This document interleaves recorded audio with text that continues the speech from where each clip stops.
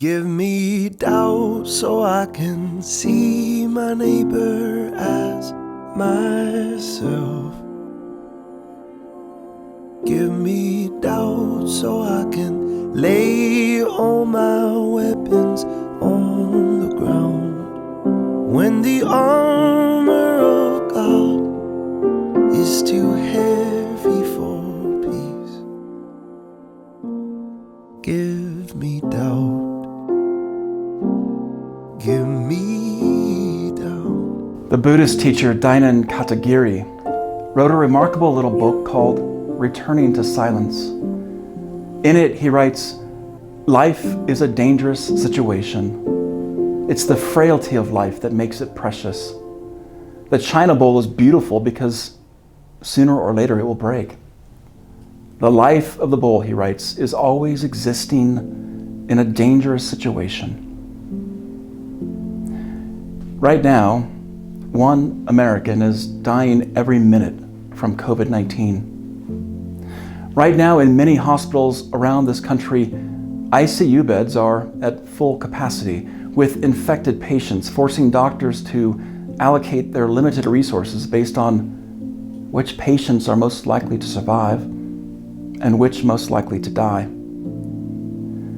Right now, public school teachers are preparing to return to the classroom by first writing their last will and testament.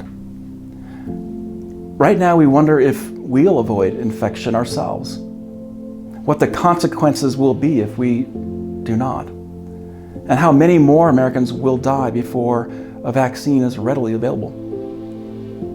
Right now, perhaps more than ever in our generation, we see that life is indeed a dangerous situation.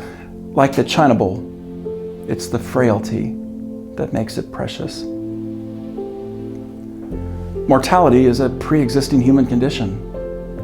While U.S. Americans disagree on so many issues in our current political environment, the one thing we can all agree on is that the mortality rate for humans is still hovering right around 100%. Nevertheless, we do everything we can to avoid talking about it.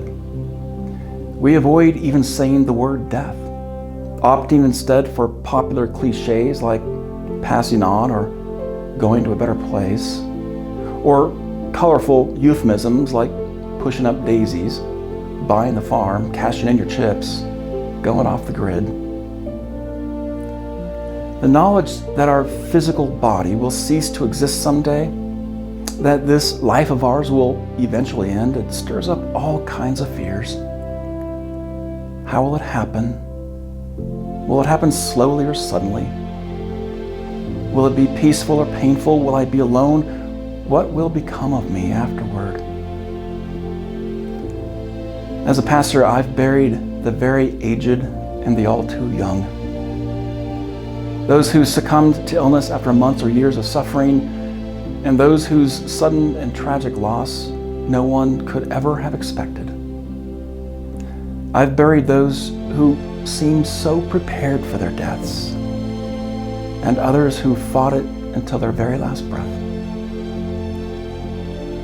Each of us has a personal obligation to take responsibility not only for our own lives and our own deaths, but the deaths and lives of others as well. Too many Americans die alone. Too many die hidden deaths for fear of the indignities that often accompany death. Too many die without the opportunity to assign meaning to their lives and deaths, to claim their legacy, to say goodbye, to die a good death, as we say. And death is often messy, but it's not something to look away from. By leaning toward it, we can witness its redemptive power, to draw people closer to God and to knit the bonds of kinship between family and friends even tighter. In witnessing the illness and deaths of others, we can find delight in the image of God in a person even as their body deteriorates. And in the spirit of kenosis, we can walk with them, carry them, suffer with them as they make their final leg on life's journey.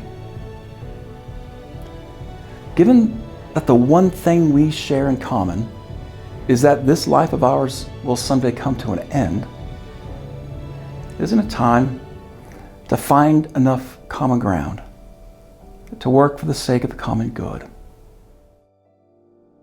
Give me doubt so I can see my neighbor as myself. Give me doubt so I can lay all my weapons on the ground. When the arm